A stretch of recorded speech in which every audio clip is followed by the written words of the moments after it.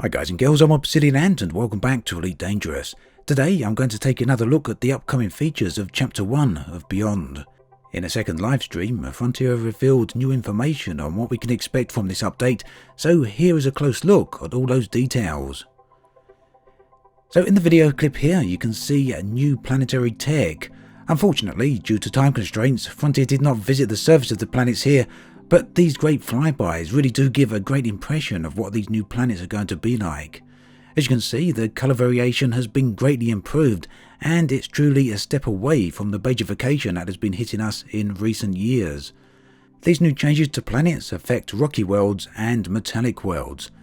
Now, the idea of this change is not purely a cosmetic one, and instead also focuses on gameplay. For example, from a distance, players will be able to instantly recognise the chemical and geological makeup of a planet, and this will inform players of what they'll be able to find down on a planet, as well as where they'll be able to find it. Now, Frontier stated that this is just the first stage of the changes coming for planets, with much larger ones coming at a later date in the Q4 update of this year. Now, do keep in mind that the Q4 update also contains exploration mechanic updates, and we can perhaps start to get a bit of an impression of where Frontier may be going in terms of these exploration changes. Check out the clips on megaships towards the end of this video to get an idea of what I'm thinking in regards to this. Basically though, full on speculation as I often do with these types of things, so do keep that in mind, but I wouldn't at all be surprised to see at some point some immense changes to planetary scanning. But like I say, who knows? Now, there are a lot more planetary variations out there than what was shown in the video, and I will take a closer look at those when the beta arrives next week. So the new ship coming in Chapter 1 is the Chieftain. This is a completely freshly designed ship, and the ship is an Alliance vessel made by Lakon. But whilst it is an Alliance ship, it will not be rank locked. I guess that's simply because the Alliance at the moment doesn't have any ranks. So from what I understand, and I may have been wrong here, the ship is going to be locked to Horizons owners only. The ship is medium in size and it has 2 large hard points, 1 medium and 3 small. These are located centrally along the length of the ship, so they're going to be perfect for fixed weapons. In terms of capability, the ship is positioned somewhere between the Federal gunship and the Python. Gotta admit, it really is a sleek looking ship, something I very much look forward to trying out. Now, there's no prices on how much it's going to cost, but as usual this is something that's going to be adjusted across the beta. But the very fact that Frontier are comparing it to both the gunship as well as the Python does get a bit of an indication of where the price point may be for this. Now, as you can see in the little video clips here, the ship is very manoeuvrable, and apparently it's going to be far more manoeuvrable than all the other ships in its class size. And a lot of this manoeuvrability comes down to the placement of the engines. So a very neat looking ship, and I certainly look forward to trying this out. Now, in recent announcements, Frontier mentioned a tech broker, and today they went ahead and revealed precisely what the tech broker is all about. Essentially, the tech broker is a new service found at certain stations, and from this person you'll be able to obtain new weapons and modules that are currently not available in the game. This is going to form a part of what Frontier have been calling a personal narrative. Now, at the moment at least, this doesn't mean a full-on single-player or multiplayer campaign. But what it does refer to is the fact that up until now, weapon unlocks and module unlocks have often been done through community goals. The tech broker is going to replace that and instead allow each player to individually unlock these modules by completing set tasks. So once the module or the weapon has been unlocked, it will then be available for the player to purchase through the outfitting screen. A few of the new items currently shown include a shock cannon, enzyme missiles, as well as meta-alloy hull reinforcements. Now, Frontier stated that they will frequently update the game with new content and unlocks, so the tech broker could certainly be something that players are using quite often and quite regularly. I guess we'll have to see. So, trade improvements are an area of the game that players have been asking for a very long time now. Chapter 1 brings a whole bunch of them, and whilst they don't completely change the nature of trading, they do go a very long way to make it a worthwhile and useful profession. The changes take effect on 2 areas of the game. These are the commodities market and the galaxy map. The commodities market has been cleaned up somewhat to show new information. One of these is a new filter where players will be able to replace the galactic average column with other data.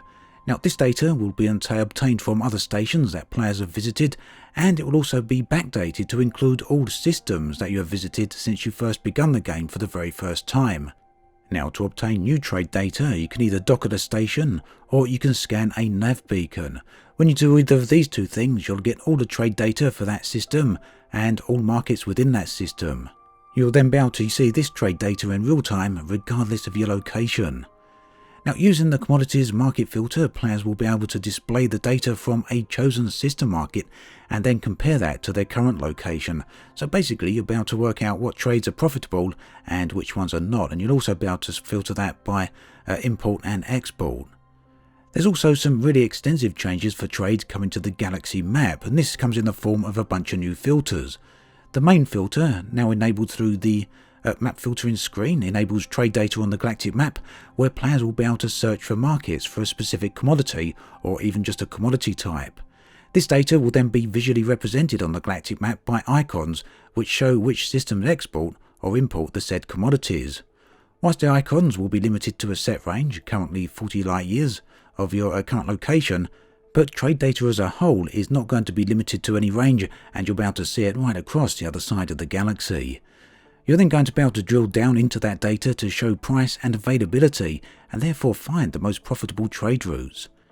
Another new filter is the trending trade routes. Using this filter, you'll be able to view trade routes that have been active for the past 24 hours.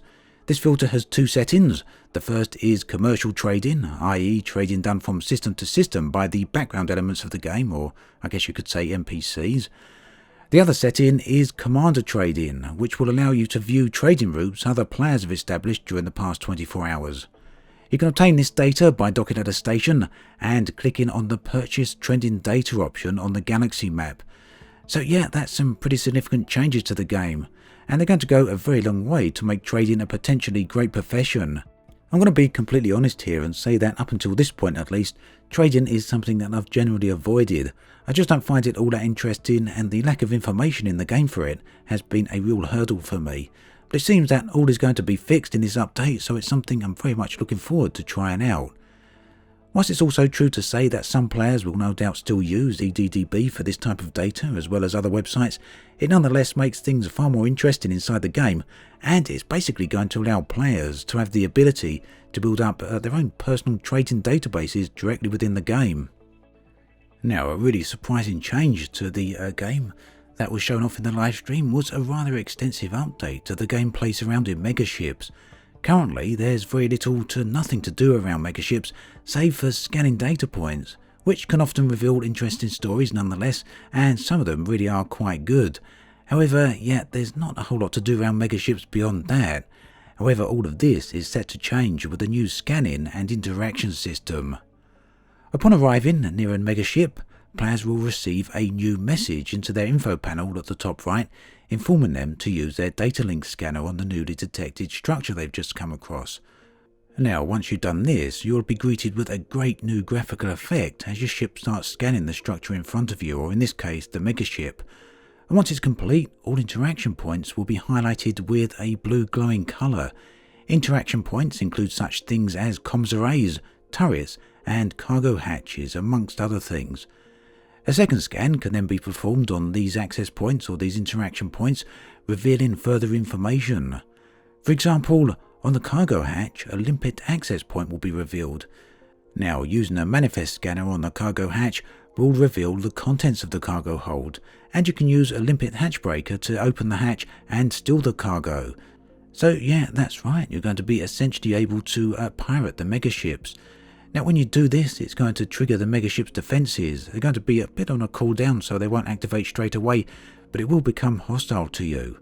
I do believe police forces will also be summoned, although they won't arrive straight away. Now players can do all of this solo, but they can also work together in a wing whilst doing this, and in the case for a wing, one player will be able to hack the megaship's power generator and temporarily shut down the turrets, whilst another will be able to hack the comms beacon, and another player will be able to steal the cargo. Soap Frontier have said that this gameplay will later be extended to other space structures, and I'm assuming by that they mean locations such as military and scientific outposts, among other locations which at the moment really have nothing to do around them. Now personally, in a separate issue to this, and in pure speculation, I also wonder if this type of scanning system could perhaps be extended to planetary surface scans from orbit, so that in the future you'll be able to scan a planet and work out where the interesting points or resources are going to be down there on the surface. Of course, this is not something that may happen, it's just speculation like I say, but it would seem like a natural progression of the new planetary changes as well as the new space scanning system. As mentioned previously, the beta for Chapter 1 is coming to PC players on the 25th of January. Console players unfortunately don't get access to beta, so they will have to wait until the update goes live, but as yet a date for that hasn't been specified. Beyond is going to be free to all owners of Elite Dangerous, but some elements of the update are going to be locked to Horizons owners, and this includes things such as changes to the engineers, changes to planets, as well as the new ship, the Chieftain.